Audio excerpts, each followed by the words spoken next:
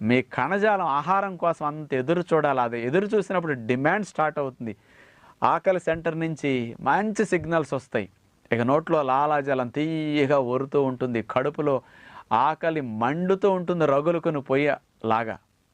ఇలాంటి సందర్భంలో మీరు ఎంజాయ్ చేస్తే స్వర్గం కనపడుతుంది. మీరు బ్రేక్ఫాస్ట్ తిని లంచ్ ఎంజాయ్ చేస్తే ఆకలి అవ్వక అంత ఎంజాయ్ చేయలేరండి. అసలు ఆకలి యొక్క రుచి అనేది ఇప్పుడు ఎక్స్పీరియన్స్ అవుతుంది మీకు.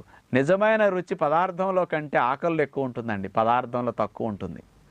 అంచేత ఆ రుచికి పెరగాలి అన్నా ఆకలి రుచి యాడ్ అవ్వాలి.